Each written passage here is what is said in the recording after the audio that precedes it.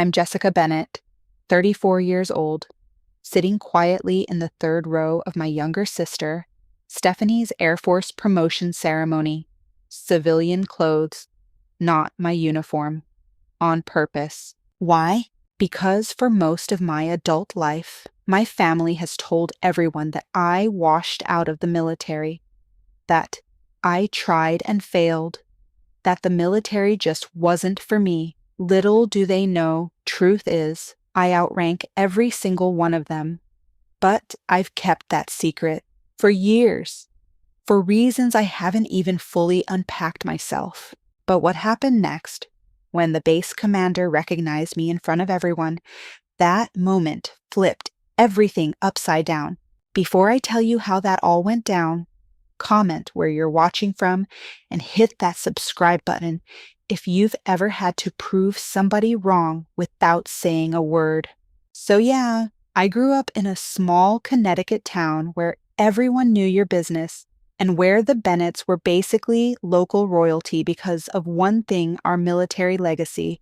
My dad, Army Colonel, 27 years, Grandpa, Navy Captain, fought in 2 wars. My older brother, Marcus, joined the Marines, climbed up to Major, the Bennett name. It echoed through military circles like a badge of honor. But here's the catch: only the men were expected to carry that weight. Gender roles in my house were carved in stone. Men joined the military, women supported from home. They raised the kids. They kept the household running while the boys went off to do the hard stuff. That's what my dad called it. I can still hear him at family dinners, drink in one hand, conviction in the other. Bennett men fight. Bennett women support. That's how we've survived. That's how we thrive. But I never fit into that little script. While other girls were playing with dolls, I was memorizing Wahur battle strategies and studying maps. My dad's office wall-to-wall military history and tactical manuals. I'd sneak in when he was gone and just devour them. Completely obsessed. One day, I was about 10, caught red-handed flipping through a book on Cold War strategy. Dad just laughed. "That's cute, Jess. But those are serious books for serious men. Why don't you go help your mom in the kitchen?" He meant it as a joke, but something in me snapped. Not loud, not dramatic, just a quiet fire. I stopped showing my interest, but I didn't stop chasing it. In high school, I joined JROTC, killed it academically, took on every leadership opportunity I could. Teachers believed in me. My guidance counselor said I had what it took to go big. But at home, my wins were side notes. Marcus was the golden boy. Stephanie was the polished princess. I was different. Then came West Point. I poured everything into that application: late nights, long runs, books on military ethics, perfect GPA. I sent it off with more hope than I'd ever felt, and when the acceptance letter came, I thought, this is it. This is the moment they finally see me. That night at dinner, I shared the news with a smile so wide it hurt. I got into West Point. My dad set down his fork, looked at me like I'd said I wanted to join the circus. "West Point, you won't last a week in basic. Jessica, military is not for women like you. It'll chew you up and spit you out." My mom reached across the table, soft and worried. "Sweetheart, why would you want this? You're so smart. You could go anywhere. Do anything. Why throw away a chance at a normal life? Marriage, kids." "Marcus," he laughed. "Sis, you cried during Band of Brothers? You think you can survive West Point?" Only Stephanie didn't say anything, just stared at her plate. I didn't flinch. "I'm going," I said. I was accepted. "I'm going." Dad shook his head.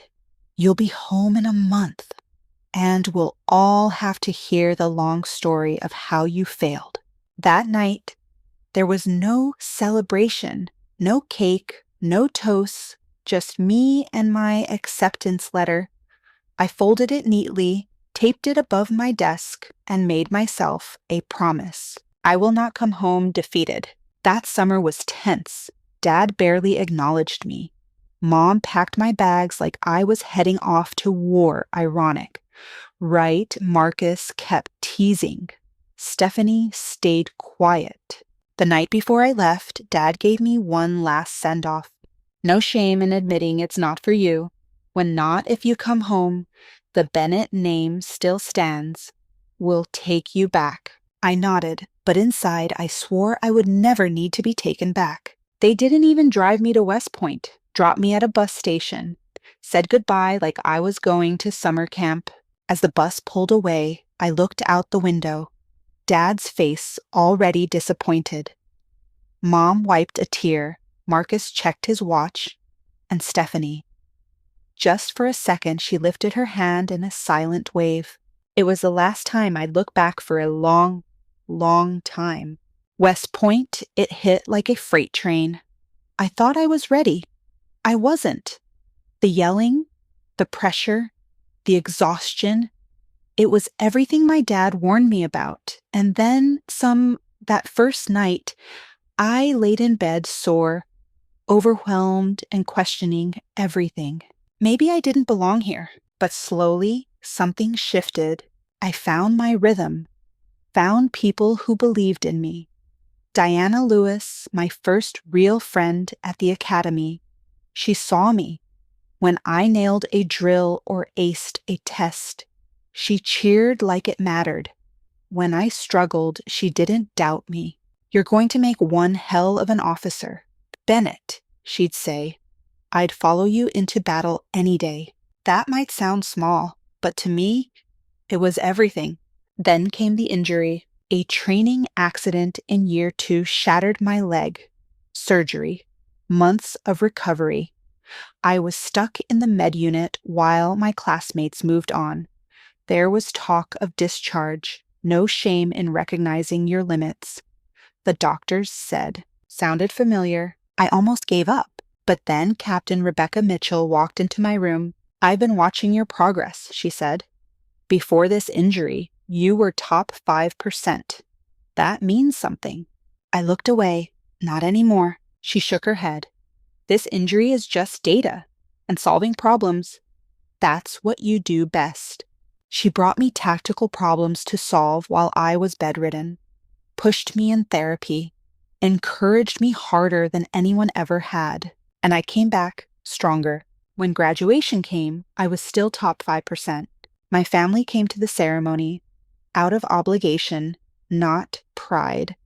Dad shook my hand like he was meeting a stranger. You proved me wrong about surviving, he said. But the real military is different. That's where we'll see. Spoiler alert, we did. My first assignment out of West Point was everything I had dreamed of: real responsibilities, real consequences. No more simulations or drills. This was the real thing. Leading actual teams, making actual decisions. And I thrived. The military structure, its emphasis on problem solving, chain of command, discipline, it all made sense to me. It felt natural, like I'd been preparing my whole life for this. My evaluations were stellar. Commanders praised my leadership, my strategic instincts, my ability to navigate chaos and find solutions where others saw dead ends. I was finally in my element, so when I was promoted to lieutenant ahead of schedule, I figured it was time to share the news. I called my parents, hoping maybe this time it would be different, that they'd hear the rank, hear the accomplishment, and finally feel proud. My mom answered first. That's nice.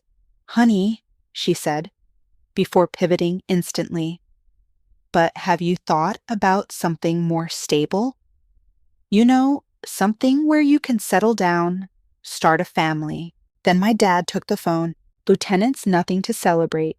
Jessica, Talk to me when you've made captain. That's when the real test begins. A week later, Stephanie called. She was joining the Air Force, not through a military academy, mind you, through officer training school. The right way, she said, not even hiding the jab. When my dad heard, he boomed so loud it came through the phone speaker. Now that's a Bennett. Stephanie knows how to do things right. She's going to go far. At Christmas, the difference was glaring. The whole dinner revolved around Stephanie's bright future, her training, her upcoming assignments. My dad gave her tips, swapped old war stories, practically glowed with pride. I tried to mention a logistics problem I'd solved on deployment, something that had saved resources and lives. He waved me off mid-sentence. Jessica's doing paperwork somewhere, he told the family. Meanwhile, Stephanie is carrying the torch of the Bennett legacy. Something in me snapped that night. After dinner, Dad pulled me aside to deliver. Once again, his tired old sermon. You're not cut out for long-term military life. That's okay. You gave it a shot. It's time to start thinking about real goals, marriage, a home, children. And right then, I made a decision. You're right, I said. He looked surprised, maybe even a little smug. My path is different, so from now on, I won't bother you with the details. He nodded like he'd won, like he'd finally brought me back in line. But what he didn't realize was that I had just drawn a line in the sand. From that point on, I told them nothing. No updates on promotions, no stories from deployment, no mention of the commendations or strategic operations I led. When they asked how work was, I'd say same old. When they pried, I'd laugh it off. Just boring desk stuff. Eventually, they stopped asking. And in that silence, I was free. Free to climb, free to lead, free to build something that was entirely mine, untouched by their skepticism. While my family thought I was buried in admin work, my name was being whispered in rooms they couldn't even imagine.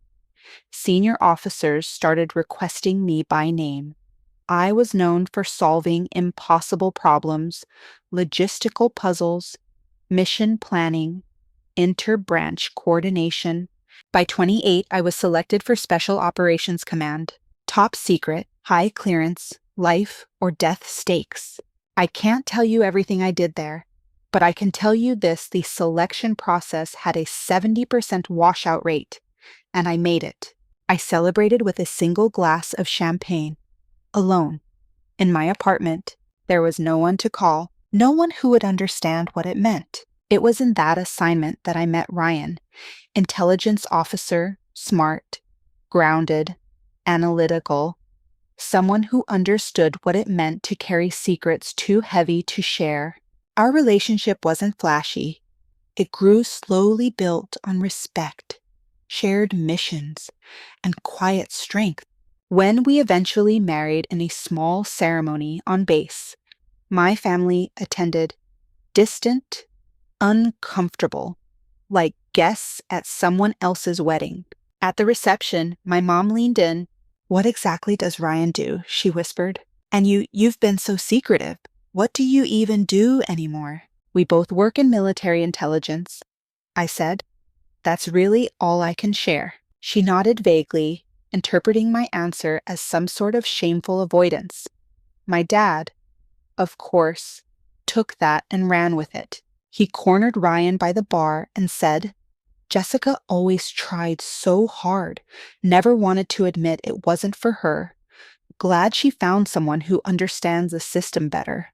Ryan stayed polite, but later, when we were alone, he asked me something that stopped me cold. "Why does your family think you failed?" I finally told him the full story. He was stunned. "You're one of the most respected officers in your division," he said. "Your work has literally saved lives. How can they not know who you are?" I shrugged. "Because they never wanted to." Over time, the gaps between us grew wider. As my security clearance increased, so did the distance.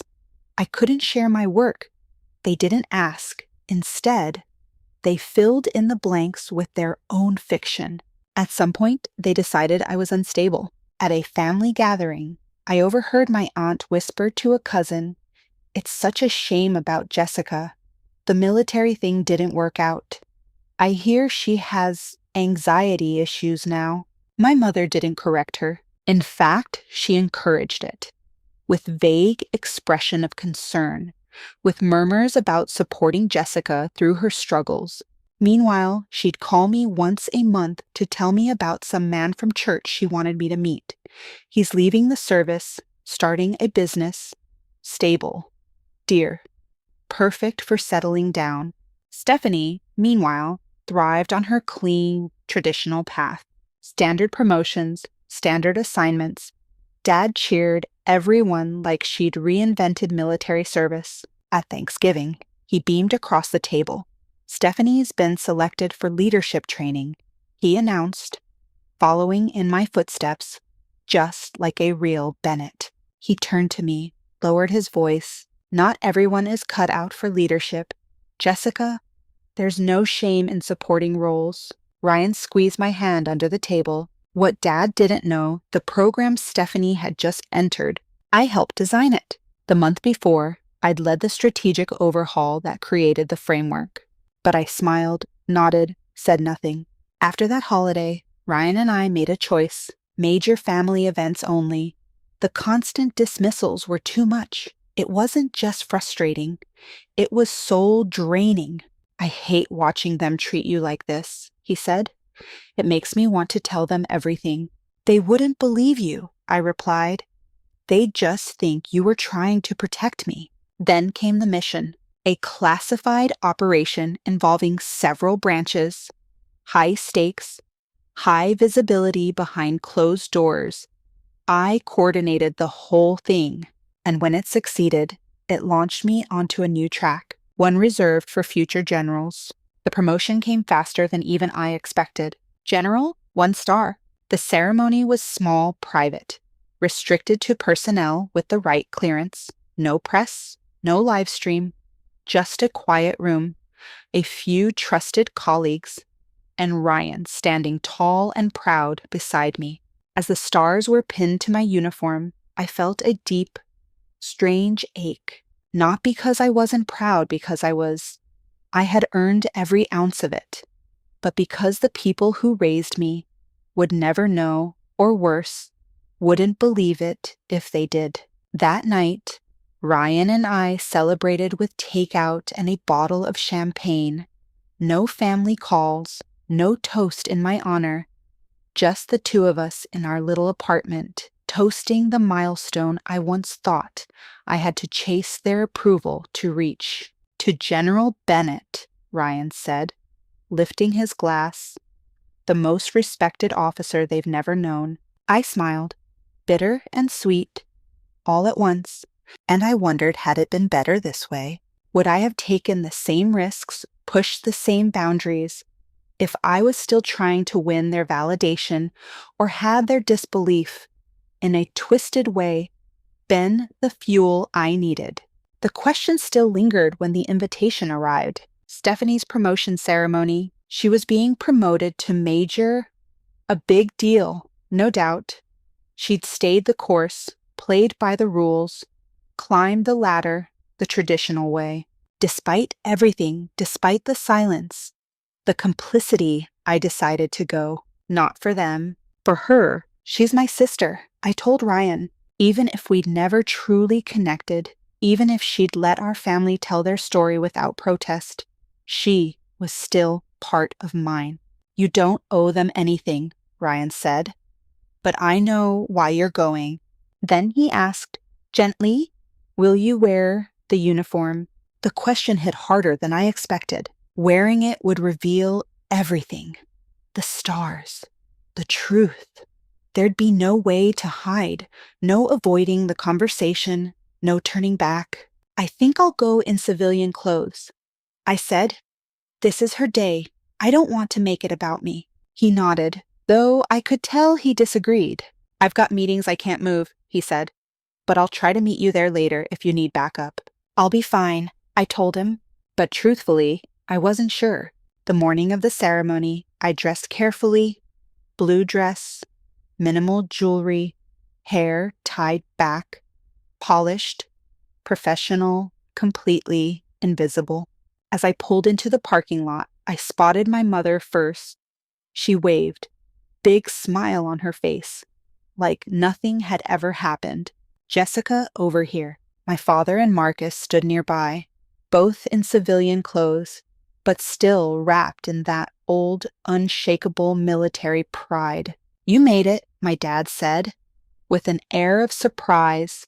Good to see you making the effort. I wouldn't miss it, I replied. My mother linked her arm through mine, affectionate on the surface, but I could feel the control in her grip. You look lovely, dear. A little thin, perhaps. Are you eating well? And your hair, you always looked so pretty when you wore it down. Before I could respond, we were approached by a group of Air Force officers. Colonel Bennett, one of them, said to my dad, shaking his hand, "An honor, sir. Your daughter Stephanie speaks very highly of you." Dad beamed. "The Bennett tradition continues," he said proudly, then nodded in my direction. "And this is our other daughter, Jessica. She tried the military thing for a while, but it wasn't the right fit." The officers gave polite nods, one glance at my civilian dress, and their interest visibly faded. "She's working a desk job now," my mom added with a whisper. "We don't ask too much. She gets anxious talking about work." Heat crept up my neck, but I stayed calm. I'd heard it all before. Inside, it was more of the same. Introductions filled with sideways comments, subtle insults, and stories of my sensitive nature that proved I just didn't have what it took. Marcus chimed in too, like always. "Remember that time Jessica cried during that war movie?" he said to a group of Marines. "Should have been our first clue she wasn't cut out for the service."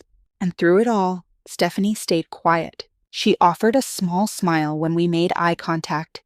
Maybe it was apologetic, but she didn't say anything, didn't correct the narrative, just let it stand. By the time we were seated, my jaw ached from fake smiles and gritted teeth. I thought about slipping out, making up a last-minute emergency. But then I remembered something.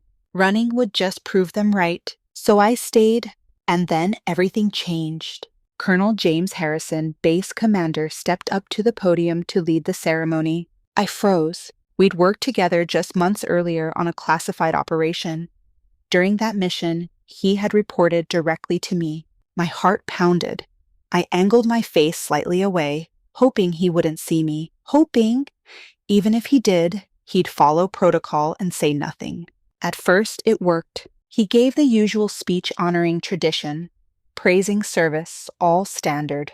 Then his gaze swept across the crowd and stopped. On me, a pause, a flicker of recognition, then surprise. He hesitated for a beat, just long enough for me to know he saw me. Then, in front of everyone, he broke from the script. "Some of the families here today," he said, "have deeper ties to military service than we even realize. Service that spans generations and sometimes even extends across branches."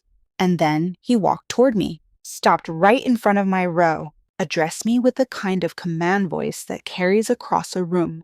"Ma'am, General Bennett, I wasn't expecting to see you today." Silence. Complete stunned silence. Every head turned. My father's face drained of color. "I apologize for the informality. General," Harrison continued, "your work on Operation Northern Compass was extraordinary. We're still using your framework across several bases." I nodded, calm, even. "It was a team effort, Colonel. But today's not about that. I'm just here as family." "Your sister," he said, eyebrows raised. "Incredible. 2 Bennett women, both serving with distinction. Your family must be very proud." Before I could respond, my father stepped forward. "There must be some mistake," he said. voice sharp. Jessica works in an administrative role. She's not. No mistake, sir, Harrison said, his tone respectful but firm. General Bennett is one of our most decorated strategic leaders. Her work is classified, but within military leadership, her name is legendary. A ripple passed through the room. Officers began to gather, recognizing my name. A major from the back said, General Bennett, the one who developed the integrated response protocol we trained on your system last month. Another officer, your keynote at the Joint Strategic Summit changed our entire approach to coordination. As more voices chimed in, my family stood frozen. Dad, pale, Mom, speechless. Marcus, stunned. But Stephanie looked at me like I was a stranger.